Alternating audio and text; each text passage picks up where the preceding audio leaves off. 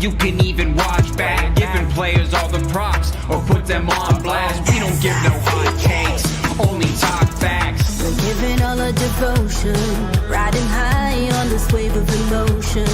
Going all out, yeah, cause this is our time. No, ain't no stopping us till we reach the finish line. All in, we came here to win. We're gonna give everything.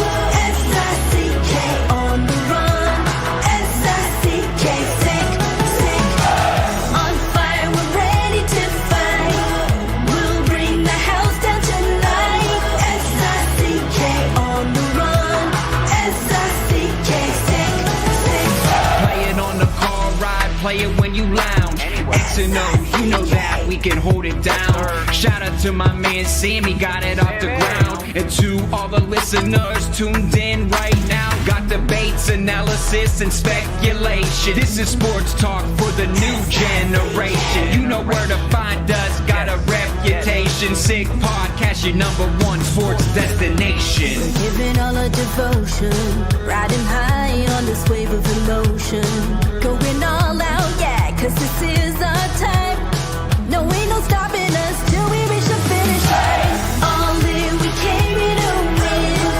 We're gonna give everything.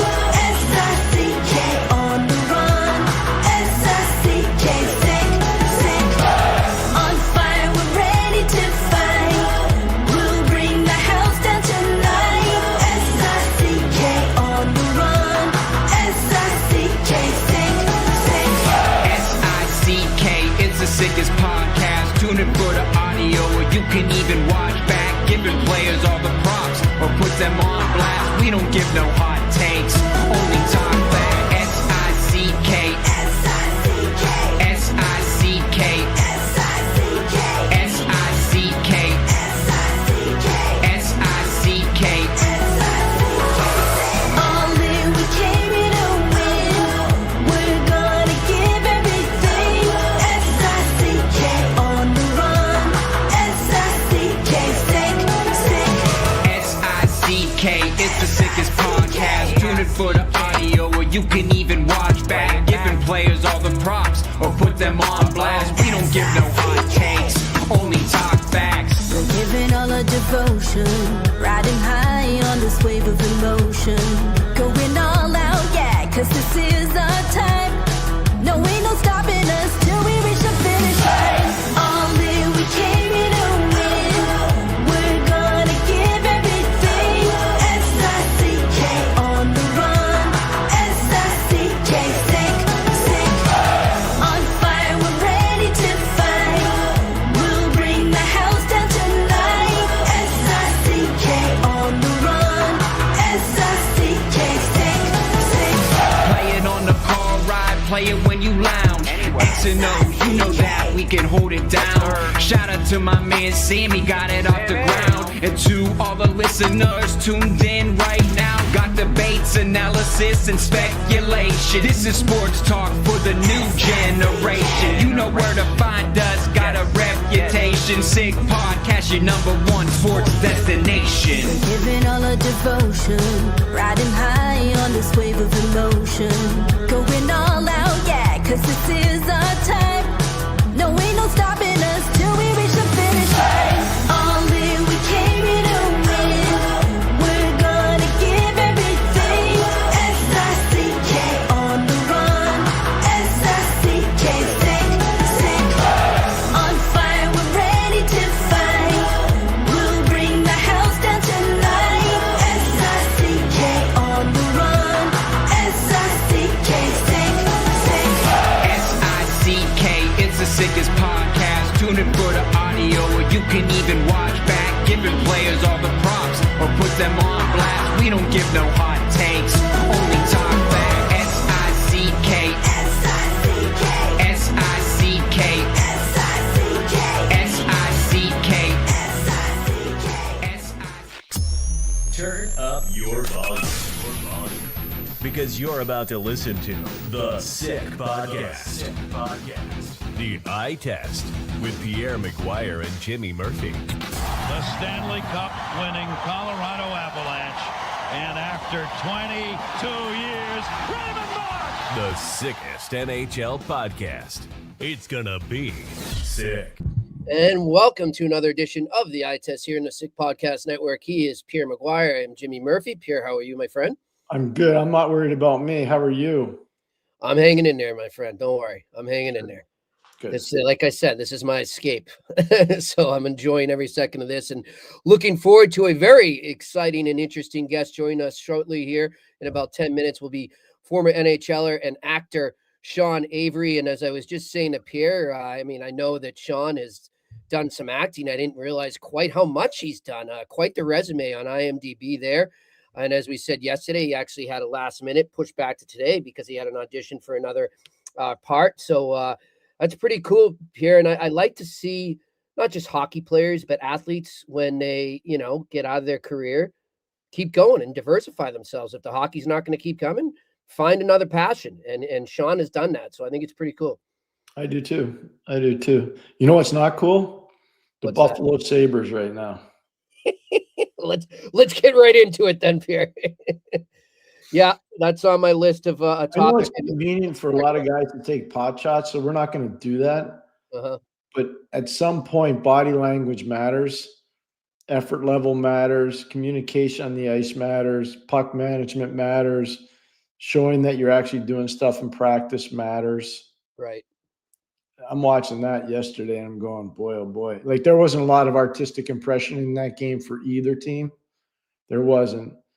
Ukko-Pekka Luukkonen had a really tough game, and he should have been pulled, and he was. And they went to Alex Lyon, but I'll just tell you right now, and Dustin Wolf's good. We know that. We know he's good in goal, but I'm so disappointed. But I feel terrible for their fans. I can't say it enough times. I just feel terrible. Yeah, and it's interesting too, because if you look across the ice to the team they played, for all intents and purposes, they know they're probably going nowhere this year, going to be a lottery pick, but they don't have that same body language. They don't have that lack of effort. Just like I said about the Canucks yesterday, the Flames are showing up for games. They're still going out there doing their jobs and buying in as much as they can to their ability. And I'm sorry. I just, at what point, right, does Buffalo do that? Even if they maybe think they're not going to make the playoffs, who cares? You got to show up, and they're not doing that. No, they're not. There's, I'm not going to paint everybody with the same brush there because I don't think that's fair. Yeah. It's just the inconsistency level from player to player is unbelievable. Mm-hmm. I'm shocked by it, honestly, because I thought their team would be better this year. I thought it wouldn't be unfair to group them in with Montreal and Ottawa and maybe even Detroit as teams that were surging. Yep. I don't think you can do that right now. No, not at all, Pierre. Not at all. And it's going to be an interesting team to watch as we get closer to the Olympic break and then the trade deadline to see what happens there, not only on the ice, but off. I think there could be some big changes coming finally. Pierre, speaking of the Flames there and speaking of the effort that they are making there, when you're Craig Conroy and you've got your eye in the future, but your team's still playing the way they are, they're not throwing in the towel at all. They're stealing some wins. They're racking up some points. How do you approach the trade market? How do you gouge it? Like, how do you look at your team and say, all right, who do I want to keep here? Who's good for me to keep for the kids going forward that I want around? Well, you just answered your own question, so I don't have to answer it. Okay. The truth is what does Huberdeau do? What does Michael Backlund do? What does Rasmus Anderson do? The only people inside would really know. I can say it from an outsider from watching their games, but I don't deal with them internally in the dressing room. That's a whole other dynamic. They would be more aware of that than me. One thing I can tell you, like I'm watching Matthew Coronado play, and it's as we advertised when he was still at Harvard and we had already started this show. He's a real deal. He's a good player. He's a really good player. And he's just going to continue to evolve. He can play wing. He can play center. He's really lethal on the power play. He's really good. And so I think the biggest question you're going to have is what do you do with Rasmus Anderson? What do you do with Blake Coleman? Those are the two guys. What about Nazem? I think Naz is going to be traded. No matter So I always felt that. He was tremendous last night, by the way. Naz was awesome. I think Naz is getting traded. But I'm talking about that one seems like an obvious one. Yep. Coleman's I think if you're talking Coleman and Anderson, I've heard from somebody that potentially a package deal with two of them, that would be, they would get a pretty lofty payola back. You got to remember Coleman's got 2 rings, right? I mean, he's got some. Well, it's not just that. I can tell you right now, when Ray Sherrill brought him to New Jersey, just telling you, couldn't say enough good things about Blake Coleman. He just could not.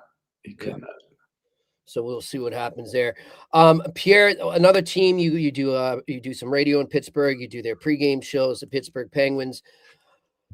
Yesterday, we thought it was just going to be game by game or day to day, and now they're saying week to week for Malkin. And obviously, we know what a season he's having.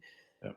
As injuries mount up for a team like that, who wasn't exactly supposed to be in the playoff race, do you think we see them level off a bit? No, I don't, because they got Brazeau. No, they got Brazeau back, and so it's an easy slide. They moved Kevin Hayes into that center ice position. He plays with Anthony Mantha and Justin Brazeau. Look, Kevin's not as good as Malkin. Everybody knows that. And Malkin's had this rebirth. He's been fantastic this year for the Penguins. But now it keeps Kindle deeper in the lineup, and that's a good thing for a younger kid that's not overly large. Noel Acciari is back right now. Their defense has really improved. Wotherspoon and Ryan Shea have been really good on the left side, and Connor Clifton has played really solid for them. And Carlson hasn't played this well in probably 3 years, Erik Karlsson. So there's a lot more positive than negative, and I just hope they don't trade Tristan Jarry. I was just asked about it on a Mark Madden show in Pittsburgh. I would be surprised if they traded him, but maybe they do. Maybe they say, you know what, we don't think we're going to win the cup, so we're going to trade this guy. I don't think that's what they're going to do, but they might do it. I just, if Edmonton offers enough, but I wouldn't be in a rush to make this move, because if they win tonight against Anaheim, I'm talking about Pittsburgh right now. Right. They're home against Montreal, then they're home against San Jose, then they're home against Utah. If they run the table in those 4 games, they got a legitimate chance to do some damage here and really be a legitimate playoff team come the trade deadline. They really do. Interesting, too, with the Jarry stuff. It's been widely reported that Kyle Dubas has made it very clear that they will not retain any salary on any deal that involves. No, they can't. No, trust me. They can't. I know everything's rosy when people talk about, the salary cap, and the Board of Governors are meeting out in Colorado Springs right now, and it's fantastic. Here's what I want to say. I would like to know why there were so many empty seats for an LA-Utah game last night in Utah. I watched.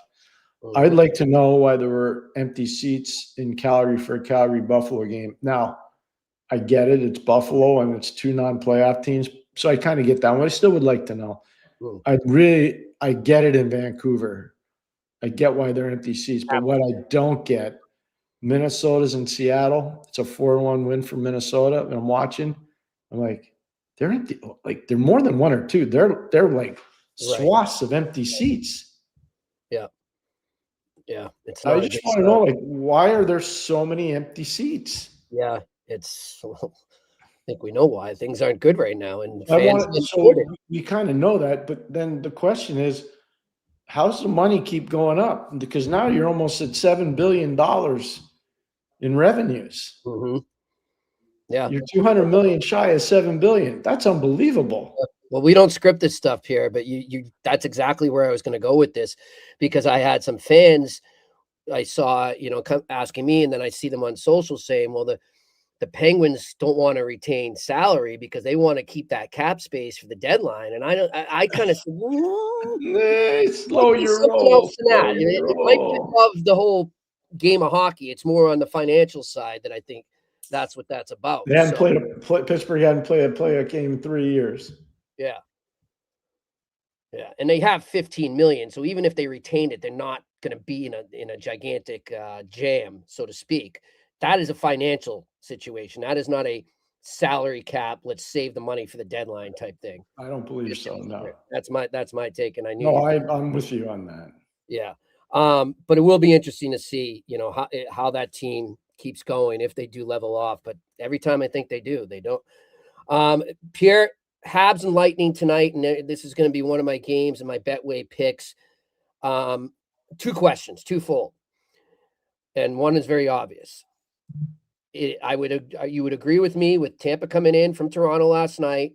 They get in a little later there. The Habs need to come out and jump on them in the first period. I heard you on Melnick yesterday. He said you got to jump down their throat, go right at them. But that being said, don't stop, because we all know what happens in the second period to this team. So I'm looking at it too, and I'll get to this in my picks, as the second. Usually when you're playing a team off a back-to-back, I'm looking more at the first period is the most important period for the team that's playing them.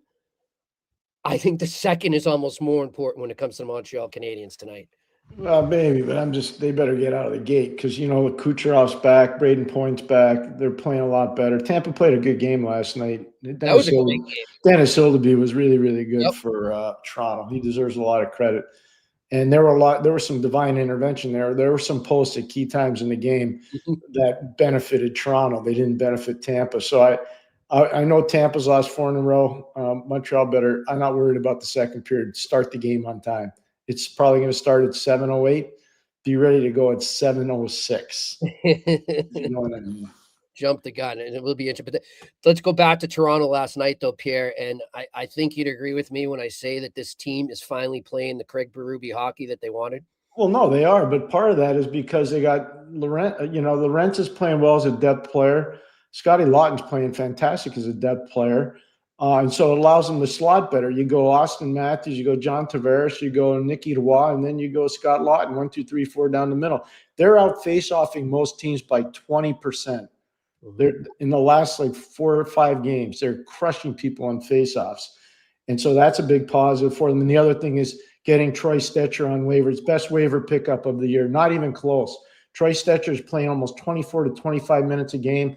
He's allowed McCabe to move over on the left side rather than playing the right side. It's made a massive difference. And that kid made a key play in the game last night in the first period where there was a puck behind Hildeby, and he found a way to outmuscle the attacker for Tampa and clear the crease. So I like where Toronto's heading right now, and I think Craig deserves a lot of credit. He kept his composure, but now they got to get their power. Their power play's terrible. For all the skill they have, their power play stinks. With you on that. Well, we'll get back to more NHL stuff in a bit because we've got our guest now. Joining us right now, former NHLer, actor, and writer, Sean Avery here on the Eye Test with Pierre McGuire and Jimmy Murphy. Hey, Sean. I'll tell you what, Pierre. It is a shame that I need to listen to TJ Oshie between periods and not you, buddy. I don't know what they're doing over there, but we got to get you back on a desk. I mean, you are well versed. Little plays behind the net, the Toronto Maple Leafs. Let's go.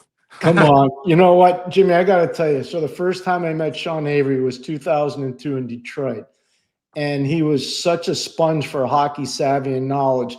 And to see where his career's gone, both on the ice and off the ice, is amazing to me. I have a friendship with this man. I respect him a ton. I know I don't care what people say. I don't run with the herd. I like what he, and the biggest thing I like about you, Sean, you call it the way it is in your eyes. I respect that. Yeah, no. And I'll tell you, Pierre, there's always a nice comforting feeling when you were in between the benches. Cause man, you should write a book at some point with just, cause you saw it, you were there. You saw it, and even the interviews before the games. The game is incredible right now. I'm a little worried about the way it's being packaged and the product. And, we're chasing a little bit too much of the influencers instead of finding a nice happy medium of the OG hockey heads mixed in with some of these guys, or even mixed in with some of the new players, former players that are coming in as new panelists. Because like you guys are saying, I watched the Tampa game last night. I thought Tampa should have won the game. I thought they outchanced Toronto. But goaltending is the difference. It's why the Rangers are in games. When it comes down to it, if you don't have a goalie, a top-notch goalie, you can't win. Edmonton can't win. I mean, they can to a certain extent, but they can't win because they don't have a goalie. Jimmy, now do you know why I would like to have Sean Avery on our show? Yep. He gets it. He does get it. He gets it. You're preaching to the choir, Sean. That's you beat me to my first question. What you think of the game and the presentation? I'm glad you said that because we're exactly on the same page. And I'm with you too. I agree. I think it's a great point you make where the game and the people, the powers that be in the media are too focused on the non-hockey fan or maybe the younger generations, and they're at times forgetting their roots. Would you agree? Yeah, I mean, we still want this packaged as an art form. You know, the greats and the way that the old school guys have a way with words, and it's just a little bit more punctual and classy, and it doesn't have to. Everything doesn't need to be clipped for Instagram or TikTok. You know, we want to understand the game and talk about the game, and but do it on a level like American football has always done this, and they've stayed true to those roots. But even like European soccer and like we're watching these guys paint beautiful pictures right now. It's high level, but it's also, on the other hand, it's still a very violent, brutal sport. And, you know, we got to be careful about whitewashing the history of the game. Mm-hmm. I love that. So I got to ask you this. You were never drafted. I was there when you were signed by Detroit. They sent you to Cincinnati. I remember that clear as day. So are you a Red Wing? Are you a Ranger? Are you an LA King? Are you a Dallas Star? I'm just talking about your, like, who do you think you are as a person that played? Well, it's a good question because I went to my first alumni weekend a couple weeks ago, and it was Detroit's, and it was their centennial weekend celebration.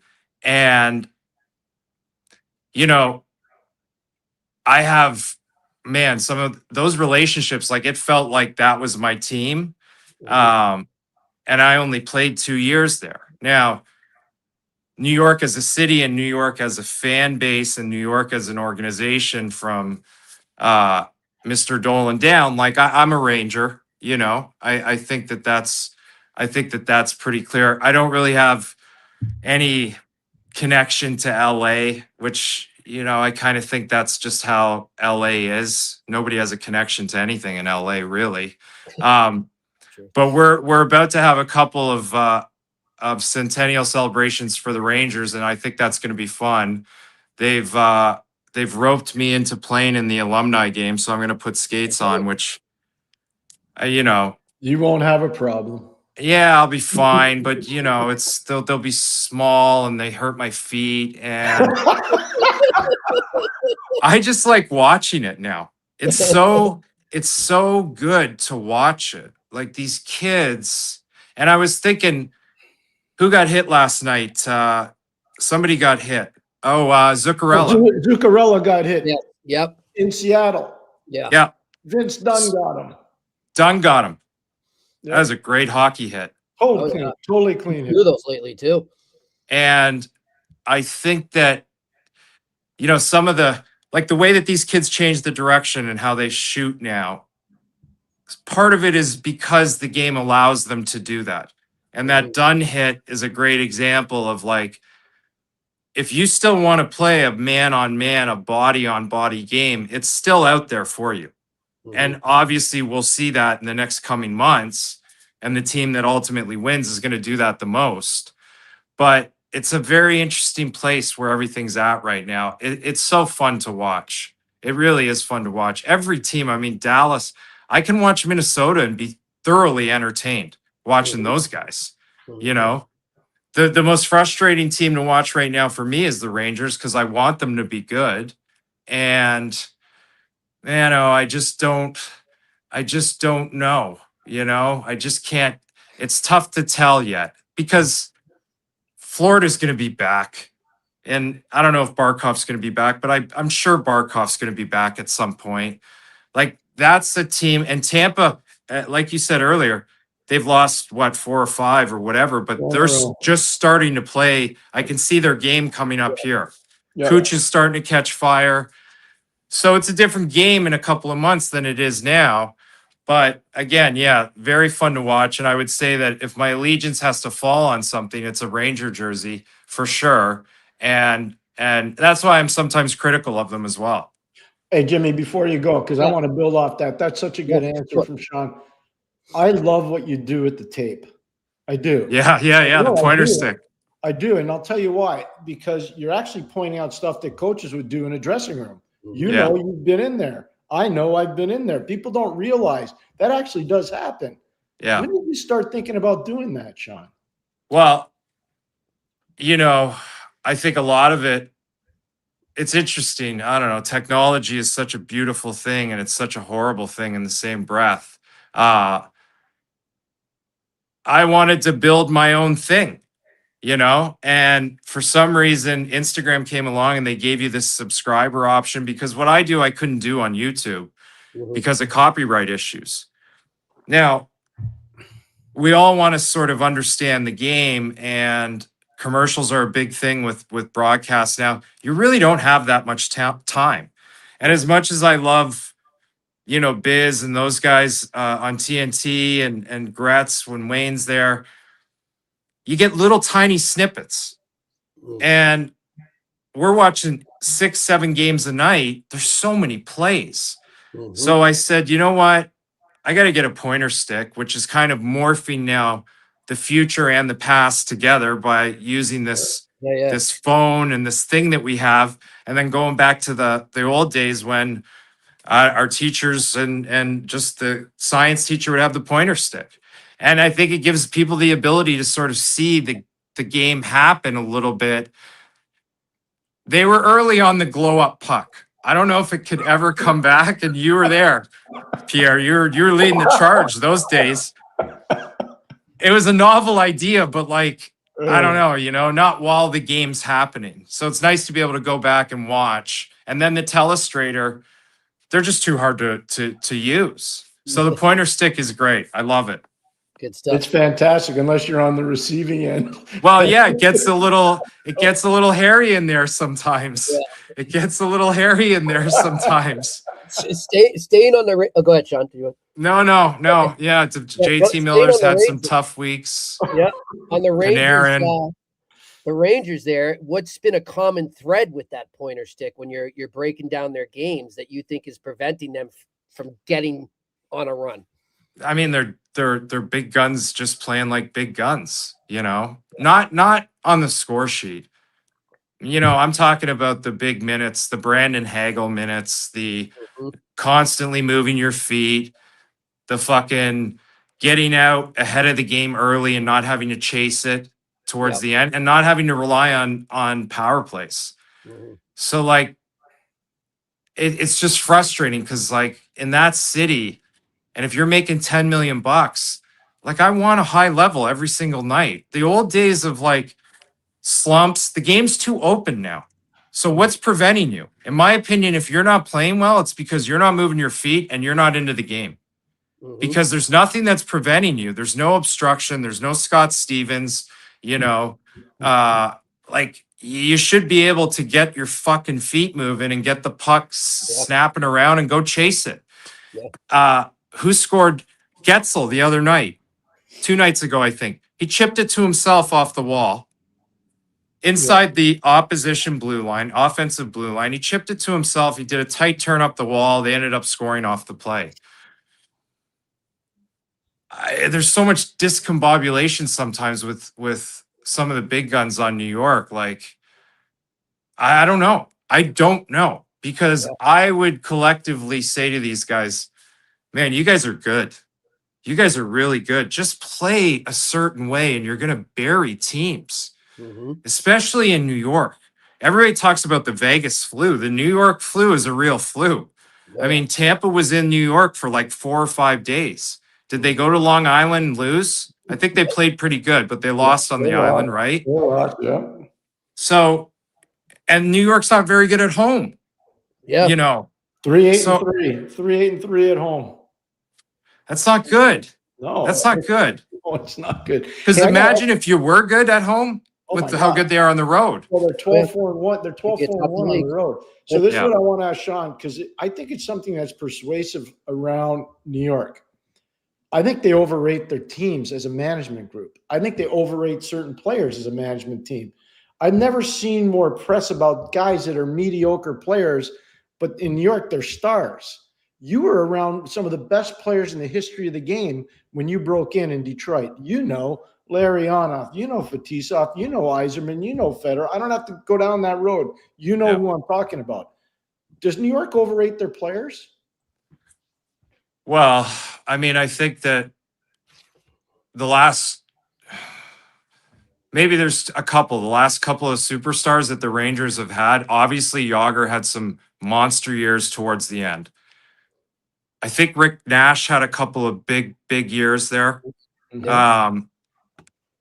You know, Gomer didn't really, he didn't have some. Our younger fans, Scotty Gomez. Yeah. Scotty Gomez. Then Chris Drury played there. Yeah, they do. I guess to a certain extent,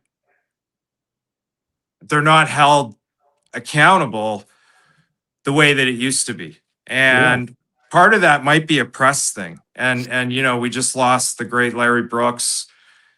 It was tough to hide with Larry for a lot of years. Mm-hmm. Even Glenn Sather, our GM, the Fire Sather chants were real for a couple of years there. Yeah. So I think something's happened there from an accountability standpoint. Overrating your players. Well, they've had some tough drafts. I think that's what bothers me more. The free agent stuff, you don't know. You sign a guy based on his history and you think he's going to come in and flourish. But I need a team built through the draft.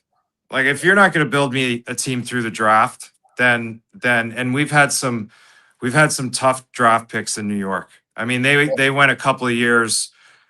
The Finnish kid or the Swedish kid, Capo, and then the other kid. There was another Swede that they took the year before in the top 5. Yeah, no. Anderson? His dad played, Elias Anderson. His dad played in the league. Yep. Right.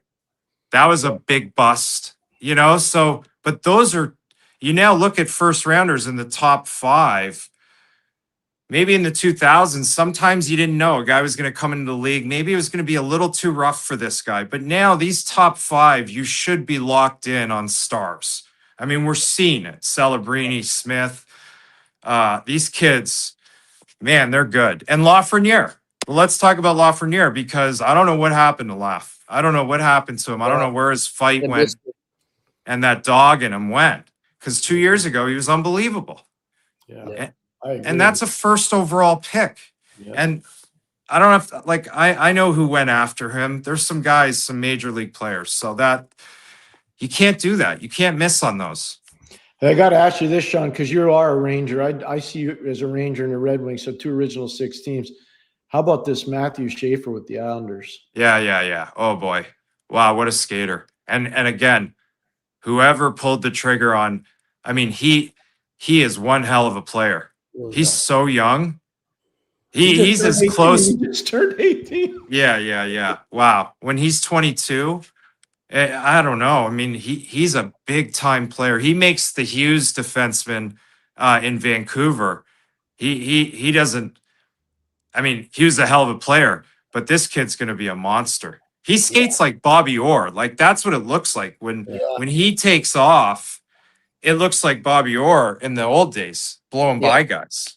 I said to Jimmy, he reminds me of Scotty Niedermayer when I saw him play for Kamloops Blazers, and he reminds me of Brian Leach when I saw Leachy play at Avon Old Farms. He's a combo, Sean, of the 2 of them.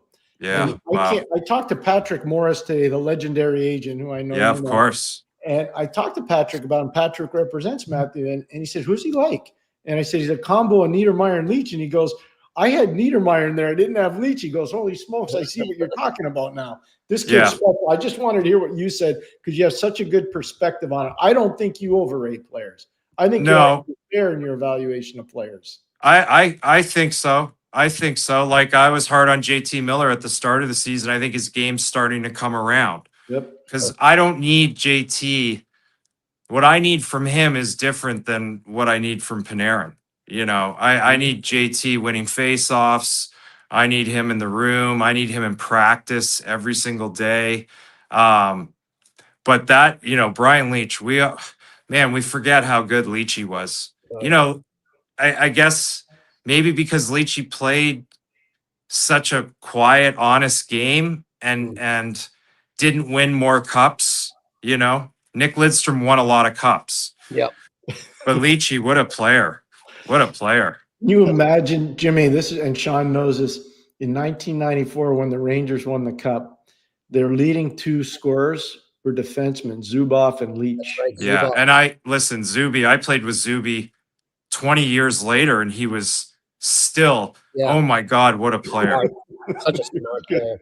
You should have seen him in the 1990 World Junior in Regina. He was unbelievable. He was Wow. unbelievable. But you know, again, where are those right-handed Russian defensemen? Yeah. Good question. They're coming from Sweden now. That's the problem. Mhm. All the defensemen are all Swedes now, and they're good. You know what? I got to tell you this, Sean. I spent a lot of time in Europe watching players and doing some work for some different European groups. I can't believe how many good players are coming out of Sweden. Like they were always coming to Detroit because of Håkan Andersson. Yeah. But there's so many of them. Have you seen Leo Carlson in Anaheim? Oh my Yeah, God. of course. I mean, Sean, this guy's so good. He's Sean. worth staying up for. So good. yeah. And congrats to Patrick Verbeek. Like Beaker just quietly Well, building a real fucking team down there. I mean, They're good. I'm yeah. glad you brought that up, Good. Sean. That's one of my questions I want to ask you, getting back to the Rangers is, you know, and Pierre and I have discussed it ad nauseum here. If Trouba and Kreider were such problems with the Rangers, why are they the solution for these young kids in Anaheim? Like, Well, you know, Well, exactly, because we were relying on Trouba and Kreider to do something that they don't have in their toolbox anymore, exactly. which is but you put them in a situation where they're around a bunch of these kids. And they can What an mentor. incredible balance. You got Kreider on the front end and Trouba on the back end. It's amazing. And I guess He's so when I good. first thought it, I was like, what's Beaker doing? Is it like a salary dump or no? He knew exactly what he was doing, clearly. Building culture. But you know, Beaker played in that he understands the power of a room. He played in some good rooms, you know, and with some real interesting guys and just quietly doing what he's doing over there. He's got some serious players. Oh, Stuff. Go ahead, Jimmy. Oh, I was going to say, just veering away from hockey a bit. I saw you got a new book out. If you want to talk about that, promote it. oh yeah. Well, you know, the who knew the hockey romance genre is the biggest I guess romance genre now there is. And I wrote this this book, Summer Skate, which is the biggest show on television right now. Is called Heated Rivalry. It's a show on HBO Max that started in Canada. Craves Canada started it. It's about gay hockey players. It's exploding. It's huge on TikTok. It's on HBO. This book came out in September. It's about a New York Ranger rookie who is living in the Hamptons the summer before his first season, and he just goes on a tear. He just goes on a tear. That could be dangerous. So, you know, this is just what we do. We try to evolve, and this is fun. You know, it's fun. Great. I love what you're doing, man. I didn't realize how many movies you've been in as well. And then, you know, being from Boston, I didn't realize you're in the one about the marathon too. Oh yeah. That was the first movie Peter Berg ever put me in, and well, it was the first movie I was ever in. Patriots Day. It's a great movie. Yeah. But You yeah, played a I'm Watertown working. cop too. That's why Yeah. A Watertown. Yeah. Good thing I didn't have too much dialogue because I can't say Watertown too many times. Oh, that's good. Well, But yeah, I just finished the what do I got? I got the Odyssey coming out in July, which is the new Nolan movie. And now I got to get a job, you know, I got to get a job, which is fine. It's part of it. It's fun. you are too much. I cannot thank you enough for your time. I really respect what you're doing on the hockey side of things. I watched a couple of your movies, actually. Oh, One good. was at Mile 22. Yeah. I thought you were very good in that. Oppenheimer. You got to watch That Oppenheimer. was the next where I was going to go next. Watched that on the plane ride home from Ireland last week. So Yeah, so I got to ask you this one. Ronda Rousey was in that Mile 22 with you. she's a tough chick, right? Like she's a tough woman. I think What- Ronda's coming back for the UFC White House card. I what think would they're you like keeping to- it What would you like to Wow. work with? great. I mean, she was new. She was, she was like in the same situation as me. She was sort of still fighting or playing or whatever. No, Ronda's incredible. Incredible. I mean, she created a sport for Yeah. females. I mean, she was the one. But yeah, I would love to see her. I follow her on Instagram. It looks like she's in incredible shape.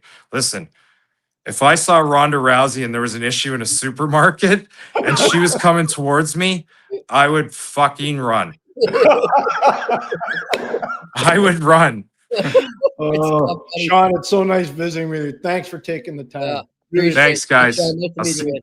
I'll see you later. Yeah, bye. Sean Avery joined us here on the Eye Test on the Sick Podcast Network. He is a beauty. He is a beauty, Pierre. You know what? He loves the acting stuff. And I love it too.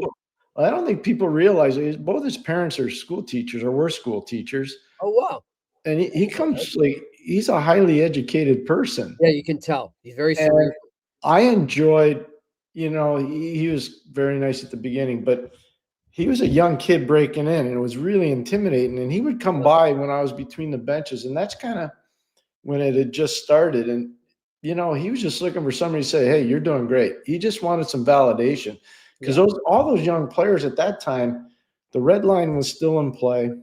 Oh, yeah. He talked about It was an older game then, for he sure. talked about Scott Stevens. Yep. There were some very, very tough humanoids, and he's an undrafted kid trying to make a mark. Yeah. That's not a very friendly way to make a living. Yeah. And this is no knock on the kids today. I mean, they're amazing. No, not at all. No. It was a much older game then. Now the kids are kind of like leading the way almost in terms of attention. So yeah, that was great stuff. Good stuff there. What a fun guy too. Yeah. He I get had it. some great chirps. He had some great chirps back in the day. He did. Yep. He did. Imagine him and Brad Marchand on the same team in their prime. That would be interesting. No. I don't think it could exist. No. I don't think they could coexist. That would be a problem, I think. Yeah. Who he spent a lot of time with, who he learned a lot from, was Brendan Shanahan. Yeah. Because he was with Shanahan in Detroit and he was with Shanahan in New York. And I did a lot of their games back in those days. Yeah. And Brendan kind of took him under his wing a little bit. Yeah. Well, it's great to hear what he said too about, what we've kind of discussed here on the broadcast, Pierre. It's not that we're discrediting the work that's being done. We think the league has done a great job bringing in non-hockey fans, getting the younger generation involved and attracted to the game. It's working. No one's arguing that. But at the same time, you got to find that balance, not lose the fans you already have. And it was great to hear his take on that and refreshing, to be quite honest. He's in the entertainment business. When it's all said and done, he understands it's the entertainment business. Exactly. So. Yep. Good stuff. Good stuff. All right. Let's get to our sponsors and I'll give you my picks for Betway. But first, let's talk about Vago Italian. I bet Sean Avery would love to go to Vago. I bet he would. Might have already been there. Who knows? Because they combine old world classics and new Italian dishes for over 23 years. Private dining rooms for any occasion. They are open Monday to Saturday evenings and lunch from Tuesday to Friday. They're located at 1336 Green Avenue in Westmount. For reservations, call 514-846-1414. Again, that's 514-846-1414. And of course, our great friends over at Betway. Glad to have them with us as always. They have that deal still going right now where you can sign up for a membership. And even if you lose your first bet, you can get up to $300 in credit back on your first deposit. So go to the QR code right there in front of you if you're watching. If not, go to the website when you're able. Go to the member section, fill out your details, and create the membership there to get this wonderful deal. And remember, you must be 18 plus. Terms and conditions apply. Always bet responsibly. And the offer is not available in Ontario. My picks were okay last night. That's what I'll say there. But listen, hoping to get back on the horse here. I got some good ones I hope for you here. I'm going to start in Philly. The Flyers hosting the Sharks. I'm feeling an overtime in this one. So give me the draw at plus 360. Then we're going up to Ottawa. The Ottawa Senators in a very big game for both teams, as Pierre and I were discussing off air. Crucial game in terms of the direction these teams have been going in recently. I like the over 5.5. I think they've had some trouble, both teams scoring. I think it opens up a bit in this game, even feeling a bit OT there, but I'll stick with the over 5.5 at -115. We head down to Long Island. The Islanders facing the Golden Knights, who have been playing some great hockey, not on, kind of under the radar a bit for the Golden Knights. Not many people talking about it, but they're finding their groove, and they'll keep it going on Long Island. Islanders back after a road trip. Give me the Knights -1.5 at +190. And then in the Montreal Tampa Bay Lightning game, as we're discussing, first period is huge for Montreal. I do think they take advantage of a tired Tampa team. Give me them to win the first period at -130. All right, what do we got in the Q&A? Renaissance Resistor. Can Sean be a regular guest? It's a crime that he's not doing a regular hockey show. He can come on anytime he wants, as far as I'm concerned, Pierre. I thought he had some really good takes on the hockey side of things today. I really did. Yeah, it was great. Good stuff. All right, next question. Seamoke. Pierre, do you see the Blackhawks hanging around in a wild card race the rest of the way, or falling off a bit after a tough stretch this week? Well, I'm worried about their depth and defense. The young guys are getting worn out. We talked about that yesterday a little bit, right, Jimmy, about their younger guys getting a little bit worn out. There's too much, I think, right now where the expectation got raised. It's nobody's fault because they were playing well, and now all of a sudden they're starting to find out people are getting up for them. I think it's going to be tough for them to stay in the race this year. I really do. All right, next question. Las Papas. Pierre, do you think Deneau could be a good fit as a 3C for Montreal, even with his salary? Could be a good depth C to help someone like Michael Hage in the future. I'm totally on board with that. I think it's such a great text message or a question or a statement. I totally agree with it. Pierre, are there any other teams when you think about Deneau that you say that would be a good fit as well? Yeah, I think there's. You don't feel at liberty at saying that's fine. Yeah. No, I mean, I don't want to, but we're talking about Montreal. I'd rather just talk about Montreal. Yeah. I think he fits very well in Montreal. I'm going to give you one I would like him in, Pierre, and I don't know if you disagree with me if you want. The Capitals. No, because of injuries, I don't see why that wouldn't be a good spot for him. But I don't see that. I think that'd be a harder one to fit. But we'll see. Montreal would be a fit. I just don't know if they want to do that. All right, next question. Chris Nosek. Is Brazo winning more board battles and staying on his feet more? Those were big issues for him in Boston. He was always playing smaller than he is and had more to give. He'll be solid if things click for him. He's been winning. Well, when he came back, he's dominating board play. He's really good in the slot. He's doing a lot of things really well. All right, next question. Randy Workman, if you're the Leafs, who do you look at the deadline? I think you do it before the deadline, Randy. I don't think they're waiting that long. I think they're going to try to bring in another forward and maybe even a puck-moving defenseman. All right, next question. Paul Cormier, enjoyed Sean with Hildeby playing so well. Will this give T.O. a chance to trade either Wool or Stolarz? I'm sure a few teams could use a goaltender. Paul, you're the first person I've heard bring that up. It's a great point, and I think you're onto something. I don't think it'll be Wall. And I don't know what Stolar's language of his contract is. Mm-hmm. But I would say that based on where Hildeby goes, if he keeps us up for another little while, I wouldn't be surprised at all. All right, next question. Andrew McGinnis. What's up, Andrew? Keep in mind, I'm a Habs fan, so I like to find negatives about the Leafs. But aren't they just relying on goaltending now? Are they really playing that much better lately? I think they're playing better. And the goalie's been better too, but they're playing better as a group.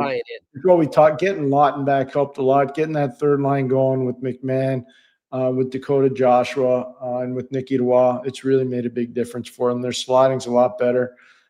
They might lose McMahon for a game. I don't know, Jimmy, based on the slash last night. But no, I think they're playing better, and they're also getting more consistent goaltending. All right, next question. Bill Vago, do you know anything about Leaf prospect Sam McHugh, and why has he been traded 4 times in junior? He obviously has talent, but something must be going on. Don't know. Couldn't tell you. Sorry, Bill. All right, next question. Juice, Pierre, I'm not old enough to remember a time where the Sabres were a good team, but what was it like when Buffalo was actually a good team? It was one of the most difficult buildings in the league to go into. 8 o'clock start on Friday nights was not fun in Buffalo, New York. I can tell you that right now. Big, physical, nasty, really good power play. You know, whether they had Turgeon there or eventually brought in LaFontaine for Turgeon. They had McGillney there. They had Dale Howardchuk there, Dougie Bodger there. They had Rob Ray running around causing all kinds of mayhem. Later on, it was Michael Pekka. Buffalo was always a really tough place to go. Friday nights at 8 o'clock in Buffalo, New York were as difficult as any building in the league. And trust me, when I was in Hartford, I think it's like every other Friday we were there. It was crazy how much we played in Buffalo on Friday nights. Pierre, and going back to where we started the show, talking about Buffalo and just the lack of, identity and pride there and what's going on.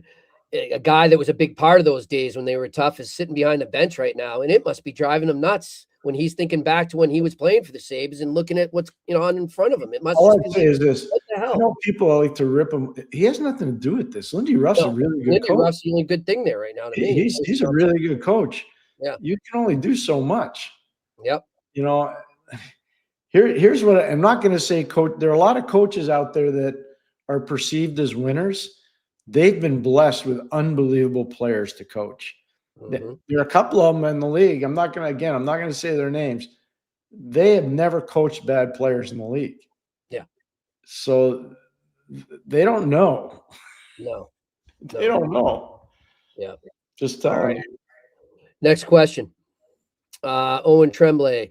As a Habs fan, I understand why people aren't convinced with the MLS D-zone system. Just wondering, do any successful teams in the league use strictly man-to-man coverage in the D-zone coverage? No, not really. Most of them have a hybrid. Mm-hmm. Some are straight man-to-man below the top of the circles and others aren't. They play more of a hybrid box and one. Some people call it the dice because it's 5, 2 on the outside, 1 on the inside. And it's hard. I can't quantify exactly how many play straight man-to-man and how many are playing modified man-to-man. But for Montreal, it's man-to-man everywhere inside the defensive zone, and that's a hard way to play. All right, next question. Anthony Montreal. Who would you rather have coaching the Habs in 5 years when all their players are in their primes, MLS or Pascal Vincent? No, I'm staying with Marty. You don't need to replace Marty. I think Pascal's going to get a job in the league. I do. I think Pascal's going to get a head coaching job in the league, but I don't think it's going to be in Montreal anytime soon. Yeah. I don't think I mean, no offense. And you know how much I love the Montreal fan base right now, but I think people are getting a little too, I get it. You're passionate. You're getting a little too panicked right now. Wait till Gooley's back. Wait till the season moves on. I think they have so many good players coming. I don't think they're so the plan is right where it should be. I think people those 5 to 8 year runway, which most teams exactly have. It's just amazing what their runway looks like. Like, trust me, from the outside, and I know it's hard when you're in the midst of it, but from the outside, there's a lot of fan bases that are jealous of Montreal right now. All right, next question. Chris, question for Pierre and Jimmy. Seattle has an abundance of centers. Yes, they do. Stevenson, Beniers, Catan, Wright, Jake O'Brien, Villeneuve. I don't know how to pronounce it. Miettinen. Could Montreal find a deal there, and which one? I think they could, but I'm not sure. They're not trading Beniers. So. Yep. Chandler Stevenson's a good player who's won the cup. He's actually won the cup twice. Once in Washington, once in Vegas. People forget that. Right. He's actually won 2 cups. I think they could find a deal, but I'd like to look at some other places. Yeah. I think a lot of teams will be calling the Kraken though, because of the center depth for sure. So. Well, not only that, but they're starting to be what I thought they would be. Mm-hmm. Yep. And the famous words of Dennis Green. All right, next question. Michael Maloney, Pierre, either Colorado or Dallas will most likely be eliminated in round 2 of the playoffs this year. How much longer can the NHL continue with this format? I don't know, but I've been talking. Michael. I've been talking against it for a long time, Michael. So I have no idea, but it's very unfortunate. Very unfortunate. All right, next question. Is that it? We're done. We are done. That's it. Great questions today. Good stuff. Big thanks to Sean Avery joining us. That was a fun time. That was a lot of fun. Yeah. Big thanks to him. We'll get him on again for sure down the road. I like what you know what, like I do watch those clips. and he's a lot That's like something. he's very good at it. Yeah. Well, I like how he's trying to, as he said, and just as he wants the game to be, he's trying to combine old school with new school, and he's found a niche for sure. Yeah, no, And he's very good at it. Yeah. I wanted Good. to ask him one question, but I didn't get a chance to get in there on it. So I let him go. I was looking to ask him about his relationship with Henrik Lundqvist. I think they're pretty tight. Yeah, I could see that. I think they are. I wanted to know. I mean, I think. I don't know, but I would like to have found out. I could see that though, because Yeah. Hendrik obviously had other passions than hockey and his Yeah, fall he's big in the music. Henrik's huge in the music music. and fashion Yeah, too. yeah, same as Sean with the fashion. Yeah, for sure. exactly. So I could see the chemistry there for sure. All right, great stuff there. Thanks to Shane working the boards up in Great stuff. Montreal. Thanks to all our listeners Oh, and viewers. did Shane get a reservation yet at Vago? Did not tell us yet. Did Shane, not you got tell to us. type it in. Let us know if you got the All reservation. right, we'll talk to him off here when we get on. Looking forward to it. And thanks to all of you out there. We will talk to you tomorrow here on the Eye Test on the Sick Podcast Network. And that's a wrap. Hope you don't miss us too much until next time. Follow the Eye Test with Pierre McGuire and Jimmy Murphy on YouTube, Facebook, Google Play, and Apple Podcasts.